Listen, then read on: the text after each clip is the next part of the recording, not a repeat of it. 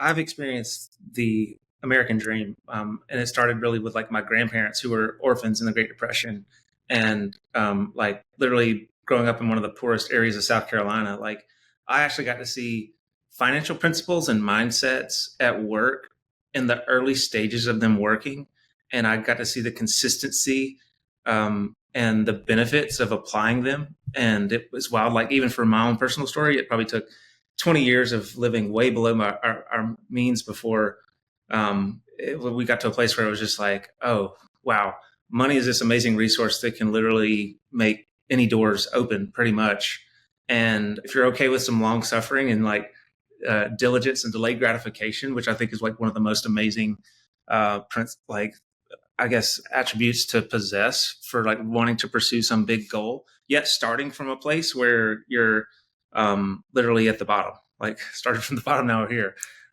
There's a lot of great financial principles that aren't easy to follow because they require sacrifice, but they take you places that you would never imagine. And how about you, Tori? I would like to think I'm a believable source because we've been running this business for 10 years and have been extremely hands-on. You know, there's tons of people I meet who are trying to run a business in the short-term rental space, you know, out of state, and be hands-off. And that's okay if that's your goals. For us, a huge part of the brand that we've created, which is a huge part of the business's success, I think, is having our fingerprints on it. And so now we've come to a place where we have a pretty big size team, which is incredible, but we did every single job ourselves before we hired for that role. And so from construction to marketing to recruiting to operations and the guest experience, literally cleaning the rooms, like we have done it all. And so I feel good about how intricately familiar I am with every facet of the business. Now, I kind of want to Tarantino this interview, and let's just give a snapshot of where you guys are now. Like, how big has this thing become? Give us all the flashy numbers. Give us whatever you're comfortable sharing, revenues, property values. Just, you guys have come so far, and I'm definitely going to pepper questions throughout the story, but let's just give the end scene first so people can see why you guys are reliable sources of information when it comes to this stuff. Okay. So this is real estate. So our last appraisal for our flagship property here in Tennessee was $32.5 million, and that started with buying land for $237,000. We've used other people's money to do all of that, and we were at 20. Let's see. By the time this airs, like we'll be at like about 24. We're building like crazy, like right now. 28 villas with more on the way. So we'll actually be at 33 by the end of 2025 here at this property. Okay. And that all starting in 2021. Mm-hmm. So pretty short time span. Yeah. Very, very quickly. Now, Tori, from your perspective, let's kind of paint the picture for the listeners. How did this business come to be? Because the way I've interpreted it from all the interviews and podcasts and things I've listened to, it kind of, the business side of things kind of came to you as a surprise, right? It did. I mean, it literally started with our wedding day and our honeymoon. And so, Seth was building a treehouse by hand with his dad on the farm where he grew up in South Carolina. And he was already, had his finger on the pulse, seeing, Airbnb was really starting to take off. Instagram, this is 2013, at the time, it's really, really exploding. And Treehouse Masters was one of the most popular shows on television at the time. And he's like, wow, I've always wanted to build a treehouse. If I did, I could get people to stay in it. Yeah, on Airbnb and it on Instagram. How cool is that? And so his wheels were already turning. But then we met in the process when it was under construction, and inspired by love, he decided to level it up and turn it into a romantic, luxurious treehouse worthy of our wedding day. So we honeymooned there, and it was absolutely magical. Like, we firsthand experienced the power of an intentional environment, because I had a career in news at the time. And I knew that wasn't sustainable with our lifestyle and our goals, but I didn't know what the answer was. And on our honeymoon, we took the time to really put our phones down, disconnect from the busyness of life, be present, get clear. And we just journaled, dreamed, and prayed about what we wanted our life to look like. And everything was pointing to more tree houses, thinking more couples need this. It's critical for relationships. And so how can we scale this and make this available to as many couples as possible? And so that's really what birthed the business. And it wasn't an easy or straight path from there. You know, we had a lot of early success, then took a big swing to double down on our next development. And that was incredibly challenging. But it's cool to see, you know, how the last 10 years, where it's taken us today.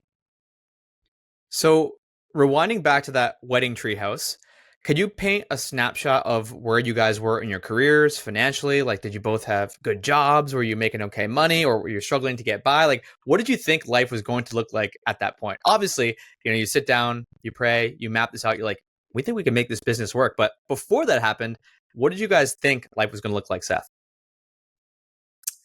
Well, I mean, so at that time, Tori was working in news, entertainment reporter, and so I mean, probably I was making no money. Yeah, like less than 50,000 a year or less. Yeah, right? less. I was working when we met in Houston, which is a pretty good market, so closer to 50. But then when I moved to South Carolina, took a little dip there. So I was making less than 40K a year working the graveyard shift. Yeah, and for me, so I like basically just wrapped up a 23-year career in music with the band Need to Breathe. I was a founding member of Need to Breathe, and just an incredible ride, right? With the, I mean, when we, you know, it was years of making no money. So like I learned early on to live below my means, which was easy just because I come from a family that didn't have, you know, money to spare for things. So like I just learned how to be frugal and stuff from an early age and stretch a dollar. And so once we finally did get like our major record label deal with Atlantic Records, I had to live off $13,000 for year one. And then beyond year one, it was like, better get to work. Like, you don't, you know, and then just the way that the music industry changed, like from the time we started to the time we finished, is totally different. Like what you sell is different. What you make is different. You essentially don't make any money unless you're touring. So it was very feast and famine, you know, up and down. And then with like events like COVID, it was like that just went away. Like that income stream just went away for like probably almost 2 years. So I had always loved real estate. Like I grew up around construction. My dad does construction. My mom is a real estate agent. And so I just always saw that like that could be a way to kind of stabilize the extreme ups and downs of the music industry. So that's, I think, one of the things that got me into it, on top of the similarities. Like the way I see real estate is probably way different than most people do, because coming from like an entertainer's mindset, I'm like, oh, like real estate is a way that you can build your own stage and have it be unlike anything else. Like think about going to see a show in Vegas, you know, like they put so much money into that stage and what it can do. And the beauty is that it doesn't have to be packed up into a tractor trailer and shipped to the next city and up and down in 2 hours. So like that, I was like, cool. I've always wanted to be able to build a stage that that is really hard to move, because it's so special, it's so unique, it's so intricate. And so that's what we've done with the Treehouse experience and the other experiences that we've built with Bolt Farm, is create unforgettable experiences. I mean, like we can all remember concerts we've gone to where it's like you laugh and you cry and it's like a night you'll never forget. And what we're doing with Bolt Farm is very much that also. So a lot of people might hear, oh, you know, he was in Need to Breathe. He's probably raking in millions, and that's how he was able to fund this whole Bolt Farm Treehouse thing, you know? But you guys mentioned casually at the beginning, this was all funded from other people, right? You used OPM for the entirety of the project. Could you talk a little bit about that and how you made that work? A $32.5 million project without putting really much of your own money down at all? Yeah. So, I mean, I had, in the small town where I grew up, Walhalla, South Carolina, I was an entrepreneur from an early age and started a little like home recording studio. This is like before you could record music on a laptop. So I just found a niche service business while I was like a junior and senior in high school, and that's how I paid for college. And I met in that process, recorded all kinds of great music, bluegrass, and you know every genre you can imagine. It was like really cool experience as a high schooler to be able to get paid to do all that and be immersed in all this awesome music. But I met this guy who music was like his hobby, but his main gig was he owned at least 850 different apartments next to Clemson University. So this guy was just a wealth of knowledge, and I ended up recording like 5 albums for him or something like that. And like each time I'm like, tell me more about real estate and like what are your philosophies for investing and like all that. And he loved to share. He was a great mentor of mine. I call him Uncle Doyle, and really precious guy to me. And he just said, he's like, Seth, always protect your cash. He was like, you never know what's going to happen in the world, and when the economy takes its downturns, which it will, he's like, if you've got cash, you're going to be fine. So that was very different than the advice I got from family members who were just like, avoid debt, like don't ever borrow money from the banks, that kind of thing.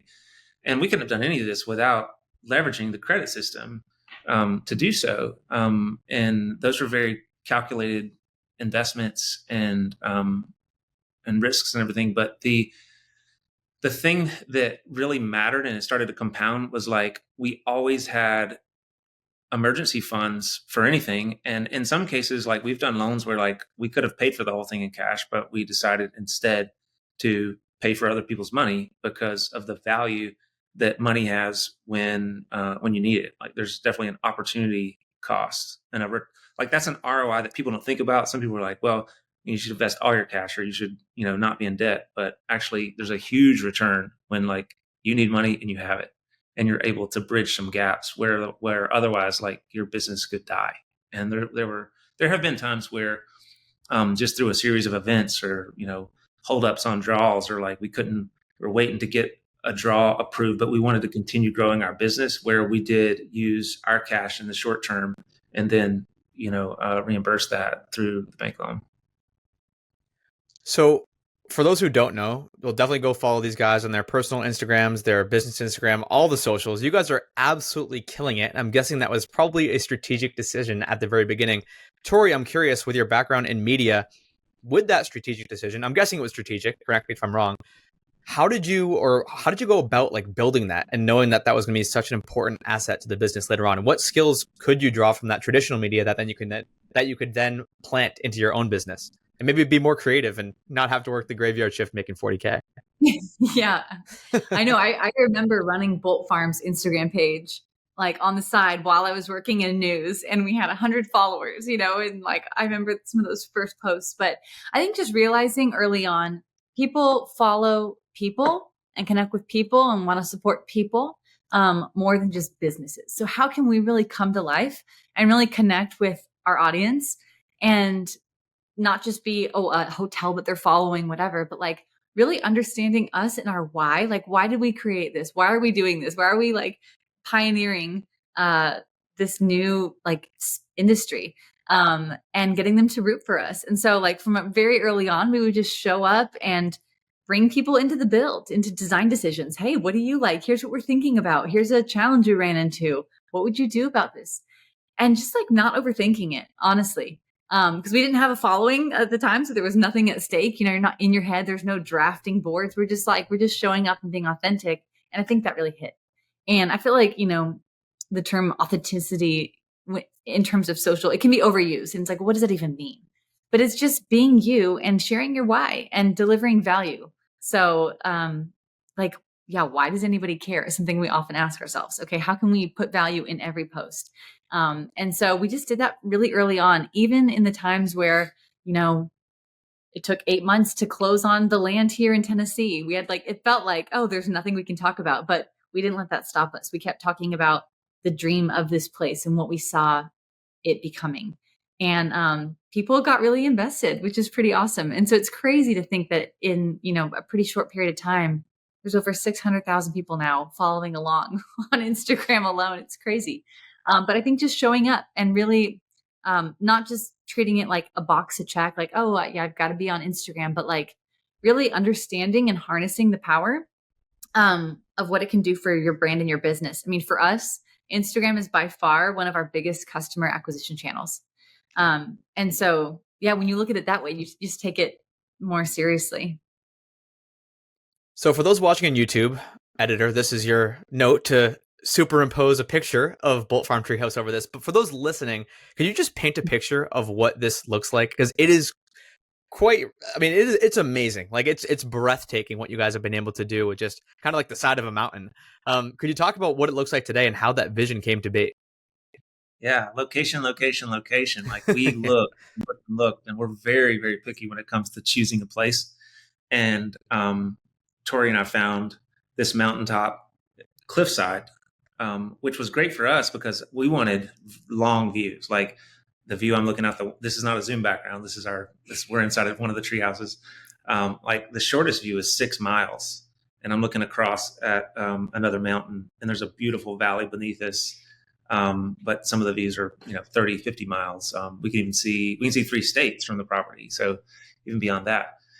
Um, so the first amount, the place is incredible. Like this morning, woke up, drove to work here, and like the whole valley is full of clouds. So you're literally above the clouds. So that's just the setting, and then the structures that we build are all custom. They're all unique to us. We designed them. Every surface, every nook, every cranny. There's so many that like thoughtfulness put into each and every decision, and each and everything that's inside the room, every bit of it. And I'm a big architecture fan. We've been featured in Architectural Digest, the world's most amazing vacation rentals, like on and on. Like people, Forbes came and stayed here, and they're like, "Oh my gosh, like this is amazing." So we're kind of like the best kept secret that's starting to not be a secret anymore. What else would you say? I mean, because that touches on like the architecture and the land, but like there's the experience factor, and there's the staff and the people, because we're becoming the place that like the 1% of hospitality talent wants to work. Like in the past year, we've had 12,000 applications to work for our family business. So I mean, the Wow. Instagram is working, like the word is getting out there, and we're a place for people who want to see hospitality evolve.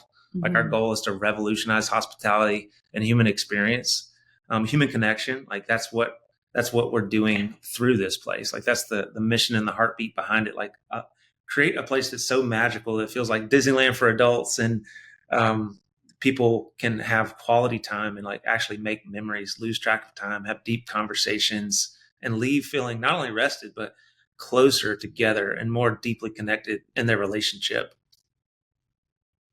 Was there any point during this journey where you felt like giving up or thought things weren't going to work out? Because obviously you can stand here now and you're like sitting in the most beautiful room ever. You have this amazing property that you have 12,000 applications from people to work. But I'm sure at some point there's always that hurdle, that obstacle, that mountain that just seems immovable. Was there any story or any circumstance that comes to mind where you guys just thought about throwing in the towel or thought this isn't going to work? We got to figure something else out. No, it's always been totally easy and breezy. I'm totally kidding. The struggle, anything worth it, like will come with an immense struggle and sacrifice. And we don't talk about the lowlights enough, but that is what shaped us. And I quickly mentioned it earlier, but after our first treehouse saw some early success, we doubled down with another property in Charleston. And it was a huge fail. We built something really beautiful. We started out with 4 tree houses, 35 acres on an island outside of Charleston. But the area adopted these anti-Airbnb laws that basically shut our business down. And so after investing our life savings and putting, blood, sweat, and tears, living on the property without utilities, let that sink in. And so to run our business, we had to fight this political battle to just be able to open it. And we ultimately lost. And so like, that's a heck of a brick wall. We had to literally start over, sell it, and say, do we believe in this enough to literally start over somewhere else? And, we did, because of our belief in the purpose and the mission and what it can do for others. But I mean, that was 3 years right there of just pain, And then we found this land here in Tennessee, and so grateful to find it, but we had to start over. It was raw land. So here we are again, living on the land in a tent and then a camper without utilities again, building in the wintertime with every weather challenge imaginable. Yeah, it's been really hard. Absolutely so hard, but so worth it. And I have changed my view on dealing with pain and problems. And instead of dreading it or being frustrated by it, I'm like, great, this is an opportunity to grow. Because when I look at just my personal growth over the last 10 years, I'm a different person. And so for that, I am grateful, and I embrace the challenges. Yeah, people, I mean, like there's a lot of talk about growth and how much people want that. There's not enough talk about growing pains and like what it's going to require. Like people want the status, but they don't want the sacrifice. And I don't know, I guess just partly because of the humble beginnings, so for example, Bolt Farm Treehouse, like how we got the farm name. Bolt's my last name, our last name, farm. I grew up on a farm and we built the first treehouse on the farm. Like a farm culture or like team culture, specifically like college athletes, like there are experiences in life and in your development years that if you're part of something that just beats you up on a regular basis, but you're consistent with it and you don't give up, like you build confidence and you build resilience and you just start stacking all these little wins. And at the farm, it's like you successfully fixed the tractor again and then got out there and finished the job, even though it went past dark. And then you came in and slept well. Like, you just start to build this level of resiliency and confidence. And then when in adulthood, when you just are getting like punched in the gut and the face and just knocked down, you're like, okay, yeah, like I'm here for that. Like I'm gonna use all this pain and ask the question, not why is this happening to me, but what is this trying to teach me, and how can I get better and not make this mistake again. I love that reframe. Something you guys mentioned at the beginning of the podcast here was how important delayed gratification is. And I'm curious if there's any specific instances where maybe you could have taken the fast lane and could have got a quick buck and a quick win, but doing the delayed gratification route has actually allowed you to outperform and become one of the top stays in the entire country. Because I think I could not agree more. The people who just go with a quick buck and, they're not willing to put in the time and, sleep on a property with no utilities and live on whatever it was, a combined $50,000 a year between you two at some point, like going through those difficult periods is why you're here today. But I'm just curious if there's any exciting or specific stories that you can think of that you can reflect on. I mean, the first thing that comes to mind, we just celebrated 9 years of marriage, right? And 3 months ago, we bought our first house together. We've literally been living like in a treehouse or in a camper or with my parents or something, and just like living beyond our means and delaying that and now getting to enjoy the sweetness of that. But even with that, we didn't buy a crazy big fancy dream home. Like we bought something like that really serves our life and it's convenient and has close proximity to the property because we want to just keep investing in the business and its growth. So like even to this day, we are taking these like little micro moments to like, treat ourselves or whatever. But we still have that delayed gratification mindset, I would say, through and through. Only 2 years ago did we actually buy a new car. Like I was 40 when I bought my first new car. Like I literally went like, $2,500 special, and then I already sold that thing for $2,000. And it only cost me $500 to own for like 5 years. So I think applying a lot of those like classic personal finance principles from Dave Ramsey and people like that, where like it served us really well. And then I think also like this is where I think ego is the enemy. So there was a big pull on me. It was like, oh, you're an entertainer, or to some you're a rock star because you're touring the world and you're toured with Taylor Swift and billions of downloads and stuff. And it can be easy to be like, well, I'm supposed to look a certain way or I'm supposed to own certain things. But I'm a challenger in that way. I'm just like, does that really serve my mission if I just like start spending money? So like we never, like with the money that I was making with Need to Breathe, it was like that would pay for our lifestyle. That would pay for like our basic needs. And I mean, like we reduced our overhead down to like we had no personal debt. The mortgage on our RV was $308 a month. So housing, $308 a month. And then maybe the thing that we spent the most on was like food that would show up to where we could quickly it was like good food, but all you do is like put it in the skillet and it's done. So, I mean, but that got us back our time so that we were fully focused on our work and our mission. But I mean, we've reduced our overhead to nothing. I mean, we're living on the property. So the business already has all the utilities we need. So we eliminated all those expenses. It's wild how quickly things can compound when you just make the conscious decision to live your life for your dreams, not for anyone else. So like the more that you feel like you have to do things or show up a certain way, or like for me also, it was like after that painful experience in Charleston, I personally was just like, you know what, I'm actually gonna like kind of go underground, and I don't want to consume social media. I I want to, and I don't want to really like. I'll show up for videos for marketing and for like sharing the message of what we do, but like me personally, I don't feel the need to do that because of the time suck that it is, and it was for me. And so, um, man, it's like an old school way of living where like there's not that hour or two of effort going towards like your phone. It was like all build, build, build, and also it meant like no pressure to like how do I look when the world's watching me on Instagram. Like I know that everyone wants to build a brand now, and like everyone's investing in building their personal brand. I think for some people, like you can absolutely just be in stealth mode and build in things that add incredible value to the world, and then reemerge when you feel like it. You know what I mean? But like, there's a lot of beauty to no distractions, and that was also part of the strategy. It was like, if you own a home, you've got like a million considerations as a homeowner. If you're living in an RV, You have on no consideration. like right where your business is, it's the equivalent of like sleeping on the factory floor, like Elon Musk did and does. It's like, this is where we need to be. This is where we're building.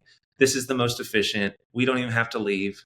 We've found a beautiful place where really our work life integration is pH balanced for us, and we're here, and we are we're gonna do it and do it and do it until the job's done. I gotta ask, because you're talking about living in an RV, which one of you guys is the clothing stylist? Now, context for people who aren't watching on video. I met these guys at RubeCon. Our friend Dustin Heiner, he's been on the podcast multiple times. You guys just have this like swag to you. I don't know what you're doing with the clothes, but like you guys got it. Like you're thematic. You got fresh clothes. Is that your one splurge category? And who's the stylist out of you two? Who's the stylist? Seth. Honestly. Seth, all right. When we were first dating, and it was bad. It was bad on my end. Like, yeah, so really helped me level up. When you're in a rock band, like you got to look good. And the singer in the band there, he's incredible with fashion. Like he probably should do his own fashion line someday. But so I was like around a lot of good influences for fashion, him being probably the biggest. And then I guess also I was like, okay, well, we're not really spending money on anything else. So let's at least buy some good clothes. I will say, actually, there's like, it's definitely quality over quantity. I mean, we were constrained with space in the camper, so we got like 10 really good pieces versus just like a packed closet. And you invest in the thing that you can just wear out until you're like your car until it stops working. Yeah. So we'll have like our quality pieces and just run the same play for years. I love that. Hey, you guys are doing something right. Like I said, when I walked up to the table, I'm like, these guys like seem important. I didn't know who you were at that time, but I was like, they're really nice people. They're awesome, and also extremely humble. You guys, I remember I asked something like, "Hey, do you have like a podcast I could check out to like hear more about you?" And then I listened to a couple. I was like, "Damn, like these guys didn't spill any of these beans. They were just sitting there laughing, enjoying the conversation." So I just love the down to earthness with everything you guys got going on. You're just keeping it real, being regular people, and still willing to make big sacrifices, which I think is so important and why you guys have been so successful. So I want to go back and start talking a little bit more about Bolt Farm and kind of the build out. Maybe let's rewind to like when you have the first treehouse ready for rent and scaling up to, the first dozen or so. And I'm sure there's a lot of growing pains, figuring out systems. I'm sure like everything didn't just work perfectly smoothly when you first launched. Could you talk about maybe the growing pains and what you had to go through at the beginning to start to get some traction? Yeah. I mean, well, other than I got to experience hospitality with Need to Breathe and traveling the world. And, this is the absolute best, like penthouse suite version of that, and the worst as well. Like you get bed bugs. So when you're driving around in a van trying to make it early on. But for us, it was kind of maybe stupid when you look back at the start of it. It's like your family's not in the hotel industry. You have, you've never run a hotel business. You have no idea what it's like to do any of this stuff. Like, why would you? But it's that entrepreneur and like visionary's dream where it's like, this can be better. I know it can be better, and we're going to build it. And all of the details of the how is like, we'll figure that out. Um, so kind of brute force, but I think there's a magic to having a fresh perspective. Like you're not ingrained with like, well, this is just how it is, in the hotel business or whatever, then you don't have like limited mindsets. And that's certainly true for us. Like, in most cases, like I've got a really long list of things that I see others doing that I'm like, you've lost the plot. Like actually, I just spoke at like the biggest hospitality technology conference, and like I'm talking about what technology can do to really advance and make the guest experience so much better, and also make the staff experience better, so that the staff, basically AI runs the logistics so that humans run the love. And people, these are hospitality people are coming up and they're like, I can't believe you said love. Like no one ever says that or talks about that. I'm like, what are you talking about? Like hospitality in its purest form is like just loving people and being hospitable. I'm like, if you've, I think the hospitality industry, a lot of it is like they've just lost the plot. It's like there's these big brands that have gobbled up all the places, and you get sort of this generic experience. And now they're like trying really hard to be cool again. But I mean, I just think there's Bolt Farm is like, it is like going over to someone's house, because you're gonna feel just a lot of love. I mean, we were at the happy hour yesterday with our guests, and they were like, "Your staff is incredible. Like, I've never been treated this way. Like, I can tell everyone really cares and loves what they're doing, and they're incredible artists and people that are bringing magic to life on a regular basis here." And is that And a just lot of them are outsiders. We're the outsiders of hospitality, I think. Like my band has a song called The Outsiders, and it hit me the other day. I was like, we actually prefer to hire people that are not they're I guess new to hospitality, in the sense of like that we're not hiring them from the big box hotels or anything. It's people who have done like hospitality adjacent type stuff and can come into this with a lot of fresh ideas.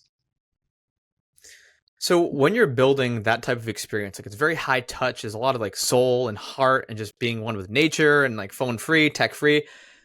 Are there like a whole series of small things that you do in training with your staff? Like, how do you cultivate this? Obviously, I don't expect everyone listening to go out and build your own treehouse, build your own $30 million treehouse empire. But there's probably a lot of things that you can take and implement into your own business, into your own life. So like, what are these types of things? Like, why does someone say, that was the best I've ever been treated by another human being? Is it like a series of like SOPs that you guys have built, or like what is it that brings that experience to the next level? Definitely not that.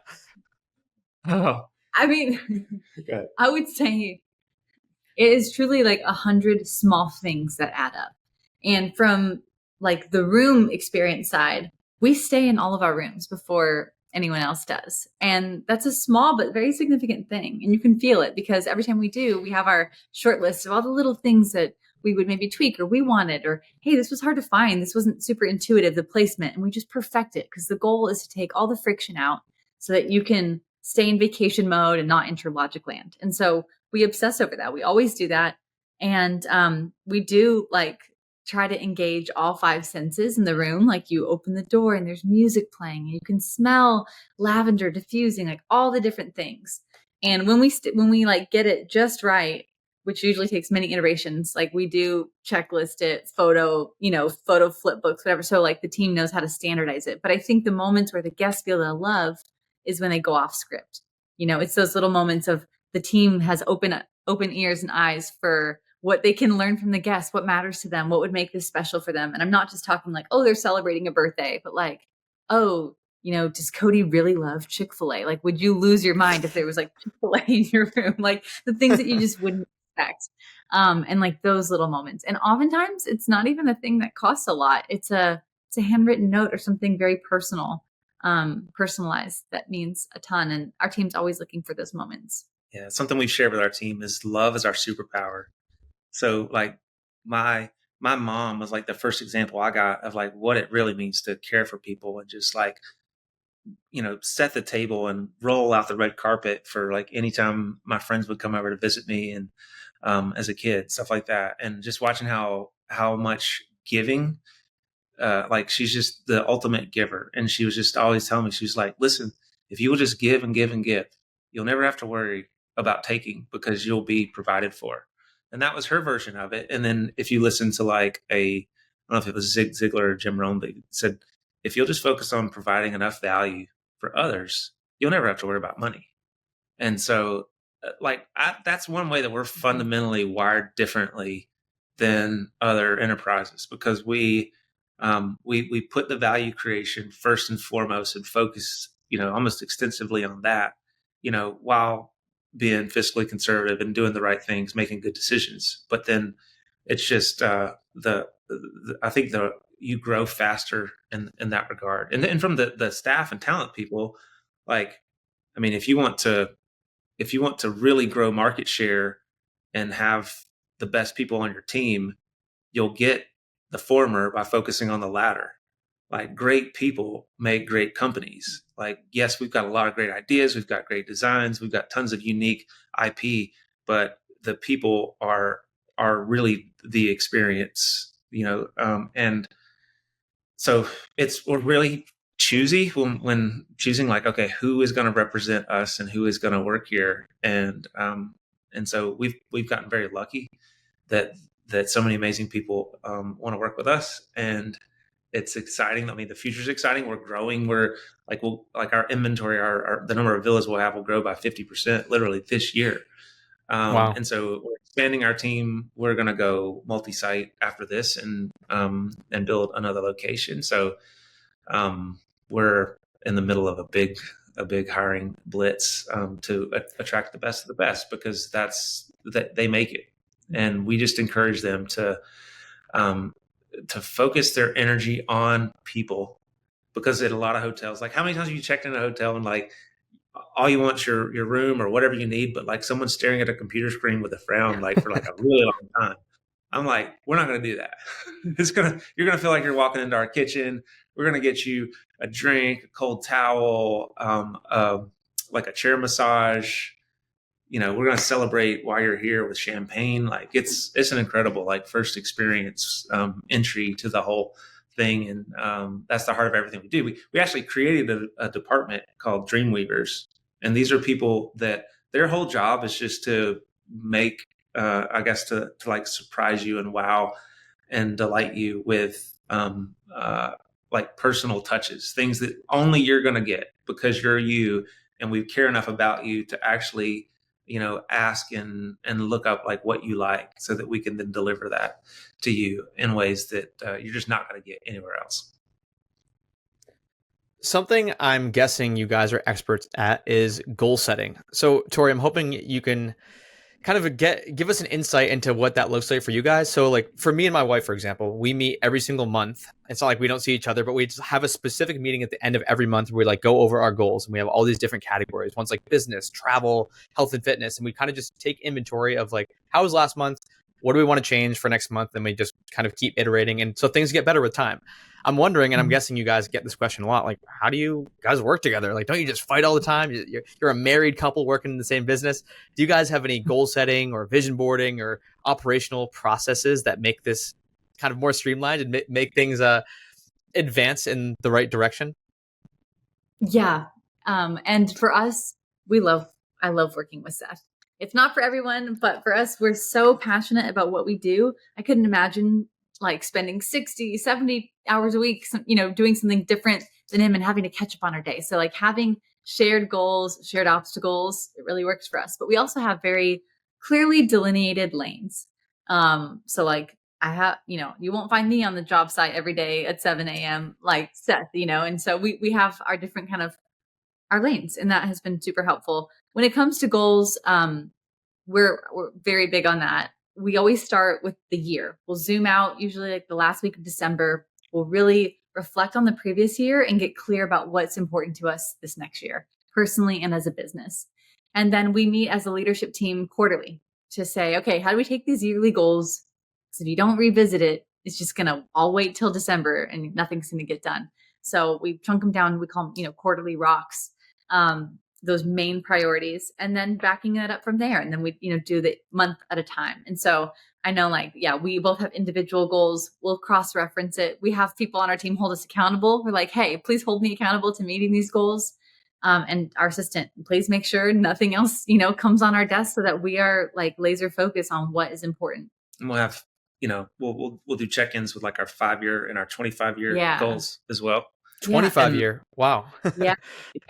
And I mean, that was something we created early on. That was part of the magic of the treehouse experience for us on our honeymoon, was having the space to actually think that far into the future and take the time to imagine what it all looks like and feels like, and what's around you and who's around you and all that. And so we put pen to paper on that during that treehouse time. And we've actually, we're probably 80% of the way towards our 25-year goals, and it hasn't been 10 years yet. It's only been 9. So a lot of that goes back to that create value, and it'll come to you. And other was just finding maybe it's luck, but I think it also was a lot of intention. When we really created all these goals and desires for our life and our work and our family. I'll give you a few examples. One was ideally we'd like to live in a really striking place with a great view. That was for personal, right? But then professional was also we'd love to work in inspiring environments. And so before we knew this was what we were going to do, when you just see the drone shots now and you're like, oh, you live and work there. That's the dream. It's a dream, but it started as a goal, and it was an intention that we wanted to have for us. So we found ways that through our business, we could also accomplish our life goals. How do you guys think about the concept of enough? It sounds like you guys are more than comfortable with frugality, with kind of slumming it when you need to. Is there a point, and it sounds like you also said you're about 80% to your 25-year goals in less than a decade. So what happens when you get there? Are you going to reset those goals? Because oftentimes in the personal finance community, I'm especially guilty of this. You'll set a milestone. You're like, once I hit $1 million net worth, I'll be happy. And you hit it. And then you're like, once I hit 2, once I hit 5, once I hit 10, and the goalpost just keeps moving and moving and moving. It's human nature. But so how do you guys combat that enoughness with just that inner urge to just keep on grinding? Yeah. I separate the two. So It's not about when I hit this, I'll be happy, or when I hit this, I'll have enough, because we've already proven that we can be happy with very little. However, for me, there is no hitting a milestone so I can peace out and drink, pina coladas on the beach all day, whatever. That will get old. I'll do it for 7 days, but then after that, it's I got to get back to work. If you think about it, the word retirement is not in the Bible at all. Whether you read the Bible or you don't, I'm a person of faith, and everything I have read it's all about hard work, because hard work is good for you. And I feel just from the older people I've seen who have worked in their 60s, 70s, 80s, they're sharp and thriving and loving life. And those who, worked super hard so they could retire and just stop at 55, 60, you're either growing or you're dying. And so to me, it is about the benefit of the work itself and, the growth, maybe without striving. So you are always pushing. And when we hit our 25-year goals, it just means that they weren't big enough, and let's level them up. But trying to separate satisfaction and happiness from that. Yeah, I believe the purpose of life is not to be happy, it's to be useful. And then through becoming very useful to a lot of people, the outcome is you also be really happy. And you will also probably have all the resources that you need and have all your needs met and then some. And if you're, extremely useful to the world, then you'll also have the, the responsibility of fostering, stewarding, managing more resources than you imagine. So for us, the money was never the goal; it was impact. And because we're having that big positive impact, then the money is just something that follows. But people ask well, how many tree houses you want to build, or how many locations you want to have, or what's your? And I'm I'm more concerned about my rate of growth personally and for our team, the Bolt Farm team. And I just want to focus on that. Like I want to be the best at what we're doing and then see where that takes us. So I mean, sure, I've got maps on the wall with like these would be really cool places where we could build and expand. I just think competitively, like if you just get the best at what you do, really the world's your oyster. You can continue to build for as long as you want. And for me, like I feel like if I reach an age where I feel like I can't be useful, that gets pretty sad and depressing, and I probably would like die shortly thereafter. So like I feel the same way. Like there's not a point in time or amount of money where I would want to stop being useful. I'm guessing with the growth of the business that your profits have continued to rise. We don't have to get into specifics, but what are you doing with the excess? Is it all going back into the business? Do you guys have like a massive emergency fund? Are you investing in stocks and other ventures outside of Bolt Farm? Or is it just like 100% of the money is just going right back into Bolt Farm? Yeah, it's going back into Bolt Farm. I mean, we also a little bit of all the above. I mean, it's not all in cash like what we have for emergency savings. Like we've got different hedges as the world's rapidly evolving. Sweet. Yeah, I was just curious, honestly, because like as your profits continue to grow, if your expenses are staying the same, the gap just continues to grow too, and you got to figure out things to do with that money. And as you mentioned before, like you guys are not strangers to like raising capital and getting capital from outside sources. So like you don't need to reinvest all of your own money, I guess, into Bolt Farm. So you could just like plow it into like an index fund, for example, or getting into the nerdy personal finance stuff here. But this is what our listeners love to hear. That's cool. I like that. It's challenging, I guess. Like if you have a traditional W-2 type job where like you got a 401k, like a lot of times like the options are just very limited, and like you're not managing your investments, someone else is, and it's just kind of rolled into something, and you barely have any say of it, or it's really complicated to do that. But with like since I left the band, I was like, okay, well, I finally got that back from that like organization that was managing that for us, and now I'm actively managing it. And so, literally, in a matter of what, probably like 4 months or so, like I've grown that whole thing by 20% by being able to like just actively trade and manage that. So I don't know. I wish that was. I think there should be some change there. Like it should be easier to actually control your investment if you have a 401k. That's why we have shows like this where teaching the populace about personal finance and all that good stuff. Last question before I let you guys go and we get all your contact info and all that good stuff. I'm curious, kind of going back to the goal setting thing. I'll start with you, Tori. How you think about keeping or cutting things from your life? I know you just mentioned, Seth, like quitting the band. That's such a huge decision. How do you guys think about like, okay, I want to continue doing this thing. Like it might be hard. It might kind of suck, but it's actually probably going to be really good for the business, for my family, whatever. Or you take inventory of whatever you're doing. And you're like, actually, that needs to go. We need to cut that out. It's just not healthy for me anymore. Or we can outsource this and someone else can do it better. I'll start with you, Tori. I'm sure you guys have some kind of a system for this. Yeah. Yeah. No, we approach it with ruthless elimination. What you can cut out is going to take you so much further than what you can start doing. 100%. If you can just get laser focused on the main thing and say no to every shiny distraction, like you will get there so much faster. And it's interesting as our businesses continue to grow, the things that we've had to say no to are more and more appealing and like, wow, I can't believe I'm saying no to this, but like you have to consider the cost. Like, hey, if I do pursue this, that's taking me away from my main thing. And what's the sacrifice there? And so we're constantly looking at what we can eliminate.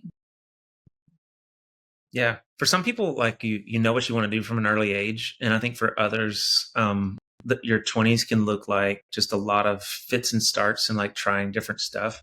I don't necessarily think that's a bad thing. I mean, if you're intellectually curious and you like really dig in on different things, you never know how that's going to resurface in your life and how it's going to actually benefit your next thing. And so I did all kinds of things in my 20s, like having a recording studio, having a rock band, having like a boutique bourbon company, having writing a book, doing charity work, going on, like lots of travel. Like a lot of things that ultimately gave me a lot of perspective and informed what we're doing now. But like there came a time where like I realized that like me at my worst is very scattered and distracted, and I just needed to get laser focused. And so for 10 years, it was like, Need to Breathe and Bolt Farm. And then the decision for me to walk away from Need to Breathe, which is crazy because like amazing band, great music, incredible fans, still touring. Released just a incredible volume of music, sells out Red Rocks, all these things.